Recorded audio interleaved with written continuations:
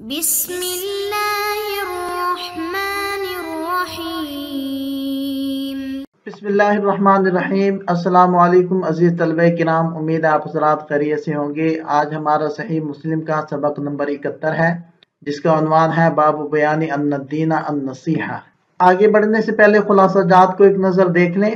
گزشتہ سبق کا عنوان بھی یہی تھا، آج کا سبق اس عنوان کا دوسرا اور آخری سبق ہے۔ تو بڑھتے ہیں سبق کی طرف۔ بسم اللہ الرحمن الرحیم۔ وبه قال حدثني محمد بن حاتم قال حدثنا ابن مهدي قال حدثنا سفيان عن سهيل بن ابي صالح عن عطاء بن يزيد الليثي عن تميم الداري رضي الله عنه عن النبي صلى الله عليه وسلم بمثله۔ اس اسناد کے رجال 6 ہیں، محمد بن حاتم بن میمون، اور دوسرے ہیں ابن مہدی جن کا نام ہے عبد الرحمن الامام الحافظ الحجہ الثبت، اور تیسرے ہیں سفیان بن سعید بن مسروق، اور بقیہ حضرات کا تذکرہ گزشتہ سبق میں گزر چکا ہے۔ وبه قال حدثني أمية بن بسطام قال حدثنا يزيد يعني ابن زريع قال حدثنا روح وهو ابن القاسم قال حدثنا سهيل عن عطاء بن يزيد سمعه وهو يحدث أبا صالح عن تميم الداري عن رسول الله صلى الله عليه وسلم بمثله۔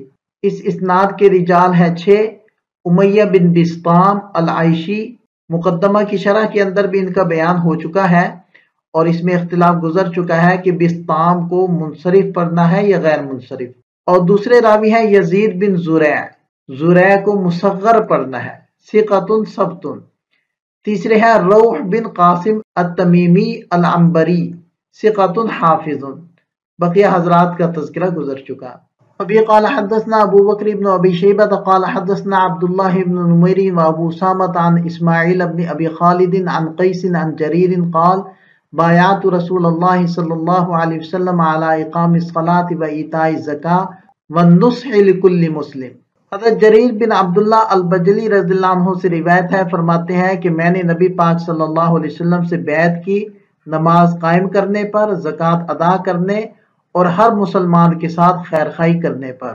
اس اسناد کے رجال 6 ہیں، ابو بکر بن ابی شیبہ، عبداللہ بن محمد ان کا نام ہے، ان کا پہلے بھی کئی بار تذکرہ ہو چکا ہے۔ دوسرے راوی ہیں عبداللہ بن نمیر الحمدانی ابو ہشام الکوفی، ثقۃ۔ تیسرے راوی ہیں ابو اسامہ حماد بن اسامہ بن زید القرشی، ثقۃ ثبت۔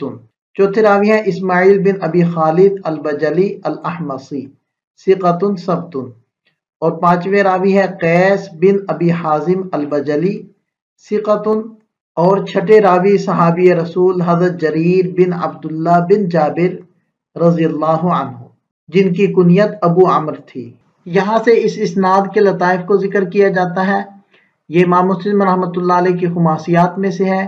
اس کے رجال سیاستہ کے رجال ہے، سوائے امام مسلم رحمۃ اللہ علیہ کے استاد ابو بکر بن ابی شیبہ رحمہ اللہ کے، اور اس میں کوفیین ثقہ راویوں کا تسلسل ہے، اور اس میں تابعی سے روایت کرتے ہیں۔ اسماعیل یہ بھی تابعی ہیں اور قیس بھی تابعی ہیں، اور ایک اور خوبی یہ ہے کہ قیس ایسے تابعی ہیں جو عشرہ مبشرہ سے روایت کرتے ہیں، اور اس فضیلت میں ان کا کوئی بھی شریک نہیں۔ اور اس سند کے اندر 3 حضرات ایسے ہیں، یعنی اسماعیل، قیس اور جریر، تینوں کی کنیت ابو عبداللہ ہے، اور تینوں بجلی ہیں، یعنی بجل قبیلے سے تعلق رکھتے ہیں، اور احمسی ہیں، اور وہ تمام راوی جو سیاہ ستہ کے اندر جریر کے نام سے ہیں وہ 9 ہیں۔ 4 کا تذکرہ صحیحین میں ہے، جن کے نام یہاں ترتیب سے مذکور ہیں، اور ان صحابی کا تذکرہ پہلی مرتبہ اس کتاب کے اندر آیا ہے، اور ان کا ایک بڑا ہی خوبصورت واقعہ بھی یہاں نقل کیا گیا ہے کہ حضرت جریر رضی اللہ عنہ نے اپنے غلام سے کہا کہ میرے لیے ایک گھوڑا خرید کر لاؤ، تو انہوں نے 300 درہم کا خرید لیا۔ ابھی قیمت ادا نہیں کی تھی، تو قیمت ادا کرنے کی غرض سے حضرت جریر رضی اللہ عنہ گھوڑے والے کے پاس گئے، یا گھوڑے کا مالک ان کے پاس آیا قیمت وصول کرنے کے لیے، تو حضرت جریر رضی اللہ عنہ نے ان سے کہا کہ آپ کا یہ گھوڑا 300 سے زیادہ قیمت کا ہے، آپ مجھے 400 درہم پر دو گے؟ تو اس نے کہا کہ یہ آپ کی مرضی ہے۔ پھر حضرت جریر رضی اللہ عنہ نے گھوڑے کو ٹٹولا اور فرمایا کہ آپ کا گھوڑا 400 درہم سے زیادہ کا ہے، کیا آپ 500 درہم کا دو گے؟ تو اس نے کہا کہ یہ آپ کی مرضی پر ہے۔ اس طرح حضرت جریر بن عبداللہ رضی اللہ عنہ ایک ایک سو بڑھاتے رہے اور فرماتے رہے کہ یہ گھوڑا اس سے زیادہ قیمت کا ہے، یہاں تک کہ 800 درہم تک قیمت بڑھا کر اس کو ادا کر دی۔ پوچھنے والوں نے پوچھا کہ آپ نے ایسا کیوں کیا؟ تو فرمانے لگے کہ میں نے نبی پاک صلی اللہ علیہ وسلم کے ہاتھ پر بیعت کی تو آپ علیہ السلام نے فرمایا کہ ہر مسلمان کی خیر خواہی کرو گے۔ یہ شخص دیہاتی تھا، اس کو یہاں کی قیمتوں کا اندازہ نہیں تھا، اس لیے میں نے یہ خیر خواہی کی۔ اور حدیث پاک میں جو آتا ہے کہ بایعت رسول اللہ صلی اللہ علیہ وسلم، بیعت کسے کہتے ہیں؟ شرعی ترتیب کے لیے اپنے آپ کو کسی کے حوالے کرنے کا نام بیعت ہے۔ یہ شریعت سے کوئی الگ چیز نہیں ہے بلکہ شریعت ہی کا ایک حصہ ہے۔ آپ یوں کہہ لیں کہ شریعت ابتدا ہے اور طریقت انتہا ہے۔ جیسے کوئی گاڑی چلانا سیکھتا ہے تو میدان کے اندر ابتدا کرتا ہے، لیکن جب سیکھ جاتا ہے تو وہ شارع عام کے اوپر لا کر گاڑی چلاتا ہے۔ تو میدان کے اندر چلانا ابتدا ہے اور شارع عام پر چلانا یہ انتہا ہے۔ یا آپ یوں کہہ لیں کہ جب تک دلائل کی کشمکش ہو تو یہ شریعت ہے، جب طمانینت آ جائے تو یہ طریقت ہے۔ ایک ایمان و اسلام کا مقام ہے، یہ شریعت ہے، اور ایک احسان کا درجہ ہے، یہ طریقت ہے۔ بیعت کی 4 اقسام ہیں: بیعت علی الاسلام، بیعت علی الجہاد، بیعت علی الاعمال الصالحہ، بیعت علی الخلافہ۔ نبی پاک صلی اللہ علیہ وسلم کے عہد مبارک میں پہلی 3 اقسام کی بیعت ہوتی تھی۔ چوتھی بیعت حضرت صدیق اکبر رضی اللہ عنہ کے زمانے سے شروع ہوئی۔ آج کل یہ جو بیعت ہے اس کی اصل شریعت میں موجود ہے۔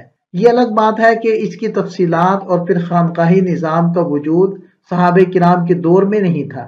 حضرت جریر بن عبداللہ رضی اللہ عنہ والی روایت متفق علیہ ہے اور دیگر ائمہ نے بھی اپنی اپنی کتابوں میں اس روایت کو نقل کیا ہے۔ ان تمام حضرات کا تذکرہ یہاں موجود ہے۔ یہاں چند فوائد کو ذکر کیا جا رہا ہے، یہ فوائد ہم پہلے بھی ذکر کر چکے ہیں۔ وبی قال حدثنا ابو بکر بن ابی شیبۃ و زہیر بن حرب وابن نمیر قالوا حدثنا سفیان عن زیاد بن علاقہ سمع جریر بن عبد اللہ رضی اللہ عنہ یقول بایعت النبی صلی اللہ علیہ وسلم علی النصح لکل مسلم۔ اس اسناد کے رجال 6 ہیں: ابن نمیر محمد بن عبداللہ بن نمیر ثقۃ حافظ فاضل، اور دوسرے ہیں زید بن علاقہ، اور بقیہ حضرات کا تذکرہ ہو چکا ہے۔